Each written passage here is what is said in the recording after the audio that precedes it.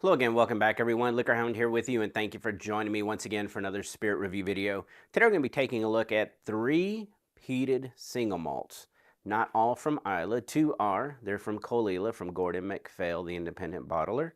And then we have the Highland peated malt, ArdnAmerican. Now, ArdnAmerican did an ArdnAmerica tour back in 2023 where they kind of came over, visited the Northeast, and brought with them a 900 bottle batch of this release, which is, again, ArdnAmerica.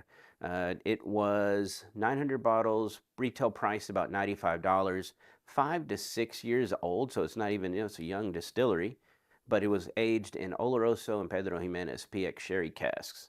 ABV was 57.8%, I believe. Let me double check that.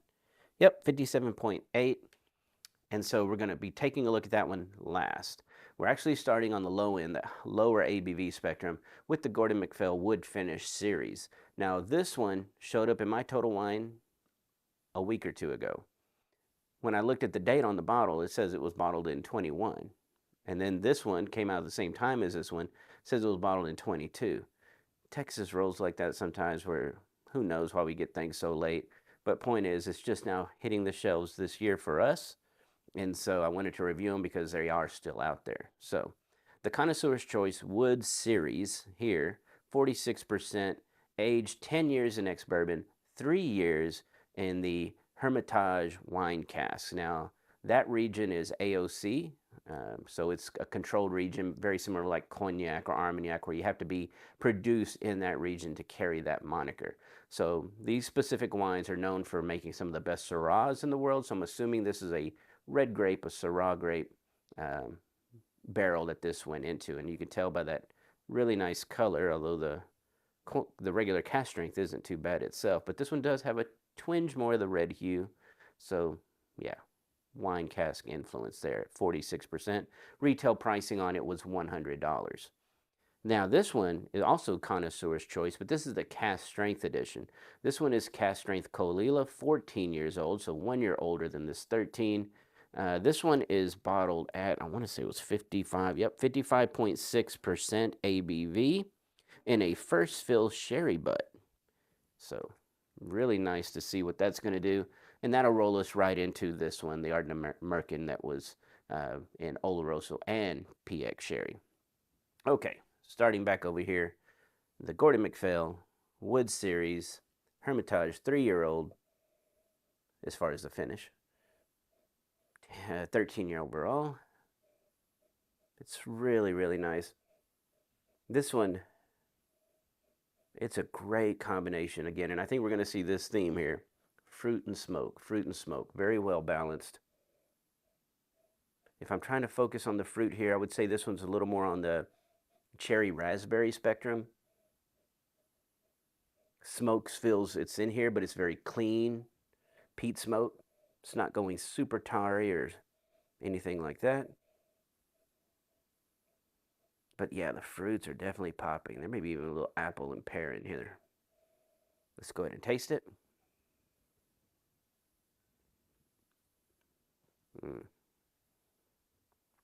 Medium viscosity. Super soft entry.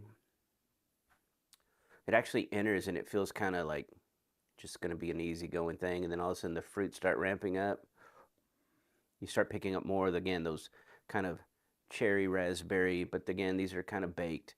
And then you get into a little bit of that apple, baked apple.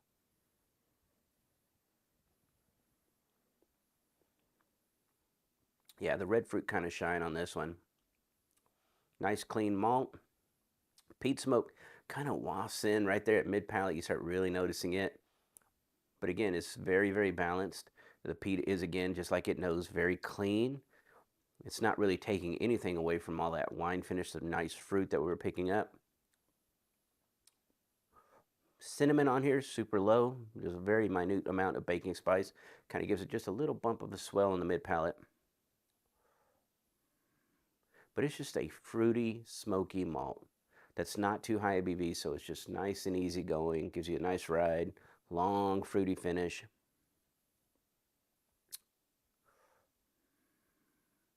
Yeah, and the peat's just rolling nice and clean the whole way through. And it is pure peat. This isn't going into any kind of wood smoke or anything like that, or the iodine heavy. Pure peat. Now, the only thing I kind of miss here is in Caol Ila, I'm kind of always kind of driving for and wanting that little smoked fish element that they used to get a lot. This one doesn't really have too much of that. It's more on the fruit smoke. All right, now we're going to go to the cask strength. We'll see if we'll pull any there. Okay, here we go. Wow. This one's confectionery. It's sweeter on the nose. Less fruit. This one is just, I don't know, this one's almost like a powdered sugar, creme brulee type thing going on. And then the clean smoke. The malt's definitely in here, really nice. A little bit of honey. And definitely a little oak. Let's give it a go.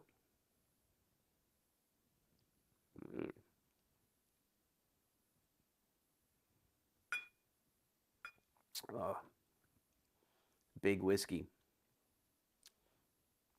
Wow, okay.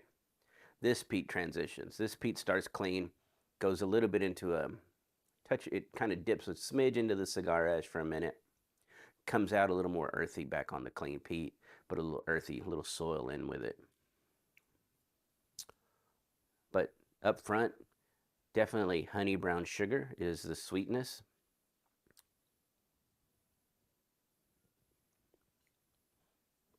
Honey brown sugar, but there is that kind of powdered sugar sweetness. It is not quite saccharine sweet, but it's sweet, definitely sweeter than here.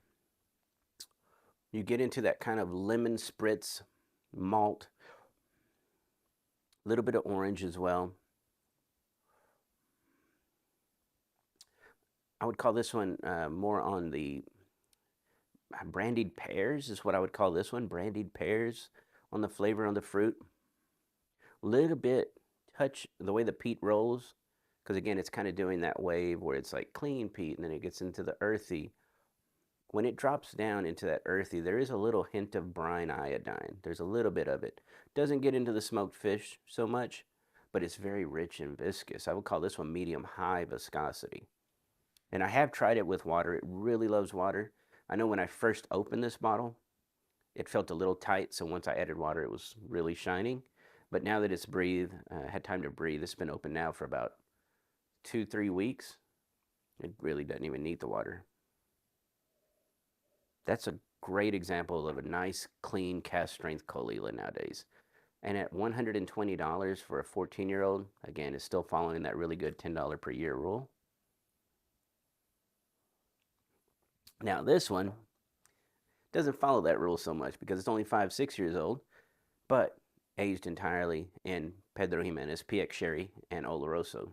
So, 900 bottles, 57.8% ABV, the highest one of all three of these. Good grief.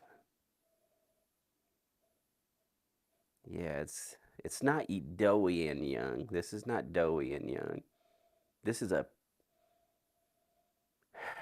fruit smoke punch right here. It's got a great combination of dense cherry flavors where you're starting to get into, not only are you getting those baked down cherries and raspberries and blueberries,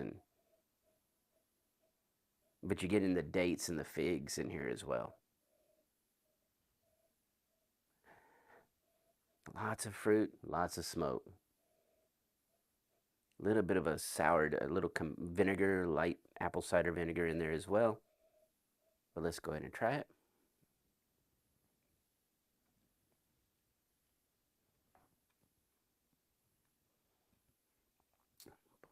Wow. That's almost like if the old Cavalans that were richly sherried, or even like an older Macallan that again had that peat smoke in there, it kind of reminds me of that, where it was really rich and dense with the great fruit of the sherry, but a really nice complementing smoke that's not overpowering. It's not like here where you get the fruit, but then the smoke's definitely still, on top on the palate.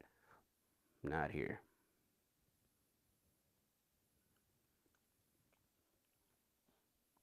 Oh yeah.